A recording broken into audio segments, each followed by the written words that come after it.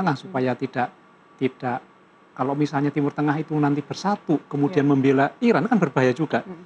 Amerika berhasil untuk mengajak Arab Saudi, kemudian juga beberapa negara lain untuk tidak bersatu.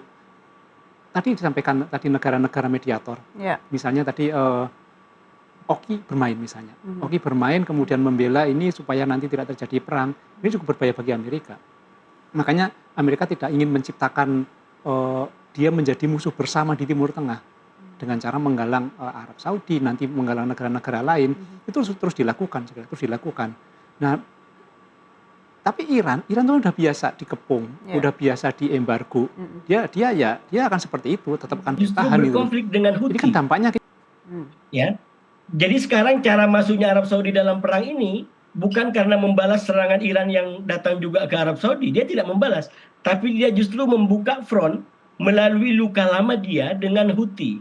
Di mana kita tahu semenjak tahun 2014 setelah Arab Spring sebelumnya, itu kemudian Arab Saudi membangun koalisi negara-negara Arab, termasuk Mesir, untuk menghadang pengaruh daripada kelompok Houthi di Yaman. Perang itu sampai tahun 2022. Tahu nggak kenapa berhenti? Berhenti karena Amerika mengalami pergantian kepemimpinan dari Trump ke Joe Biden. Saya ingin mengatakan kepemimpinan Trump dengan Arab Saudi itu memang koalisi lama. Mereka sangat senang. Justru Arab Saudi kurang senang kalau katakanlah dari Demokrat, karena mereka punya konsep, punya nilai yang diperjuangkan tentang demokrasi, tentang HAM, dan kita tahu Arab Saudi juga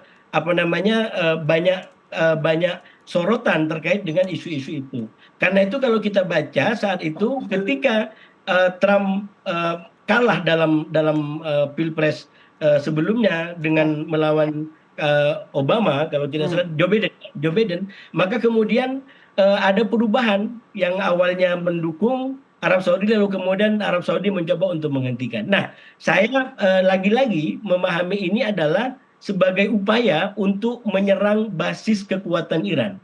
Apa kekuatan Iran kalau kita bandingkan dari bab pertama, yaitu dukungan dari masyarakat internasional di mana dia menjadi pihak yang diserang. Nah, dengan adanya perang saudara ini, karena Israel tidak muncul, tidak ada roket yang meluncur ke Tel Aviv, maka dunia melihat ini perang saudara kawasan di antara Iran dengan negara-negara tetangganya. Akibatnya apa? Itu akan merugikan Iran. Karena negara-negara paling tidak yang diserang tidak akan lagi memaklumi Iran. Mereka, kenapa yang berperang Amerika kok kami yang diserang? Walaupun alasannya adalah yang diserang adalah pangkalan militer. Tapi sekali lagi masyarakat negara-negara ini dan mungkin juga dunia akan justru memberikan pandangan kritis kepada Iran. Kenapa? Karena pembenarannya tadi nggak ada, yaitu Israel. Beda ceritanya kalau Israel yang serang menyerang, itu akan bilang ya memang Israel yang melakukan perang ini dari awal. Begitu, Mbak. Baik. Pak Stanis, seperti apa kita memandang konflik yang terjadi di negara-negara Teluk begitu yang melibatkan Iran yang akhirnya itu seperti kata Pak Hasib tadi ya, mau nggak mau harus menanggung beban psikologis terkait dengan hal ini?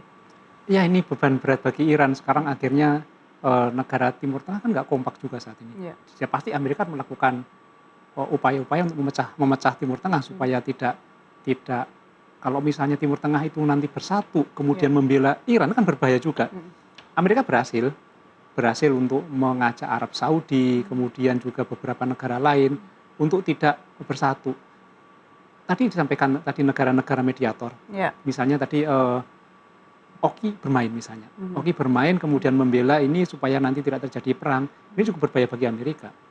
Makanya Amerika tidak ingin menciptakan dia menjadi musuh bersama di Timur Tengah dengan cara menggalang Arab Saudi, nanti menggalang negara-negara lain. Itu terus dilakukan. Nah, tapi Iran tuh udah biasa dikepung, udah biasa diembargo. Dia akan seperti itu, tetap akan bertahan gitu loh. Ini kan dampaknya akhirnya kemana-mana negara-negara lain kan. Yang memang yang menarik tadi yang menjadi kalau kita melakukan analisis, ya kenapa serangan-serangan Iran itu tidak ke Israel, tidak ke pusat-pusat kota Israel yang tahap-tahap sekarang ini, yang baru yang 14 hari ini, tidak ke sana itu loh. Ini menjadi pertanyaan. Di bab 2 ini ya, tidak ke sana ya. Agak menjadi pertanyaan, kenapa tidak situ itu? Berarti Amerika berhasil menjalankan perannya kan, untuk menjadikan negara-negara Timur Tengah itu serangan-serangan Iran.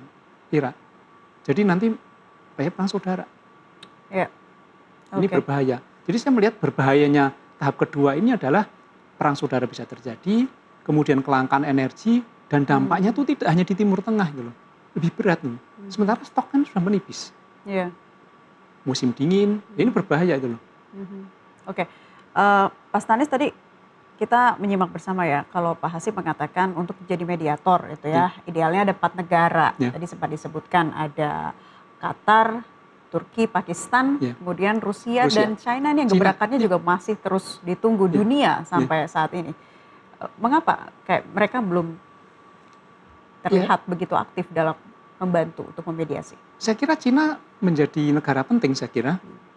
Terbukti kan Trump sempat mendatangi Cina kan di Betul. tengah-tengah perang itu. Mhm, Dan Cina juga mendapatkan, dia memainkan situasi ini.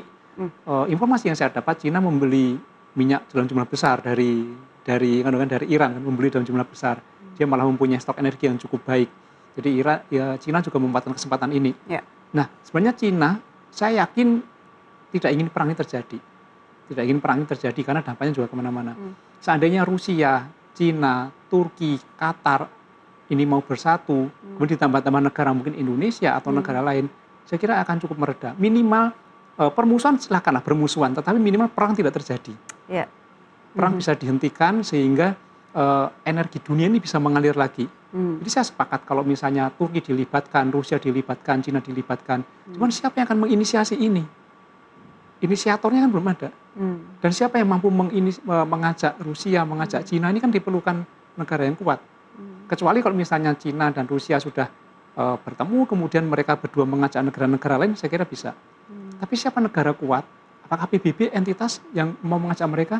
Sampai hari ini kan PBB diam aja. ya, Itu yang keanehan terjadi kan? mhm, mhm. Nggak ada suara PBB. Tidak ada sanksi tegas Iya, begitu ya dan iya. PBB diam aja. Lalu siapa yang bisa menjadi inisiasi kuat, Pak Hasibullah ditambahkan? Bisa dimulai dari telepon. Teleponnya namanya Bapak Presiden Prabowo Subianto. Jadi silakan telepon Rusia, silakan telepon Trump, silakan telepon Erdogan, silakan telepon juga apa namanya Pakistan. Kan ini sebenarnya orang-orang yang pernah ketemu. Presiden kita pernah ketemu dengan mereka semua. Jadi saya justru dalam konteks itu makin jelas peran Indonesia. Tidak harus selalu hadir di semua ruangannya, tapi kalau kata Pak Stanley tadi, minimal membuat negara-negara ini mau dan mau ngambil peran itu udah besar menurut saya. Kalau tadi ditanyakan siapa orangnya yang paling tidak sekarang bisa nyambung dengan semua, ya salah satunya adalah Presiden Prabowo. Dia bisa telepon Putin, dia bisa telepon Trump, dia bisa telepon Erdogan, dia bisa telepon Qatar, dia bisa Oke. telepon Pakistan, dia bisa telepon Cina. Jadi ini adalah justru apa namanya upaya-upaya yang bisa dilakukan dari ruangan masing-masing. Tapi sekali lagi saya melihat sepertinya presiden juga tidak mau katakanlah untuk melawan badai. Karena Mmm, beberapa teman pengamat mencoba untuk memberikan masukan kritis terhadap langkah-langkah itu. Karena itu sekarang jauh lebih lebih apa? Lebih menahan diri menurut saya dan justru konteks nasional, konteks global sekarang menurut saya butuh walaupun tidak harus datang langsung ya, tapi juga peran-peran yang bisa mendekatkan perspektif mereka. Karena sekali lagi oke. ini bukan Piala Dunia, di Mmm, mana kita begadang nggak apa-apa dan nggak ada yang dirugikan.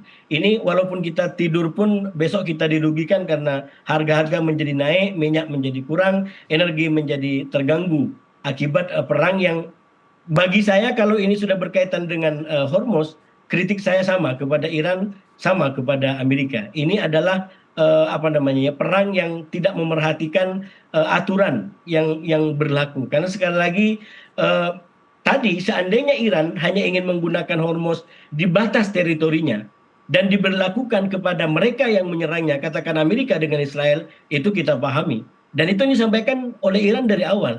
Tapi kan sekarang berkembang. ya, Bagaimana Iran mau menggunakan teritorinya Oman? Kalau itu dilakukan, nggak ada pembeda di antara Iran dengan negara-negara lain yang juga menggunakan katakanlah ke wilayah orang lain untuk efektivitas kartu yang dia punya. Jadi secara basis nilai yang selama ini kita hormati tentang menghormati negara lain tidak tercermin di situ. Padahal kita harapkan Iran ini konsisten dengan nilai-nilai perlawanan yang tadi, dia melawan ketidakadilan Amerika, tapi tidak justru mengikuti langkah-langkah yang tidak baik yang dilakukan oleh Amerika. oke. Pak Hasibulo Satrawi, Pak Stanislaus Rianta, dan juga pemirsa, kami masih akan kembali membahas hal ini. Sesaat lagi, tetap di NTV Dialog Prime.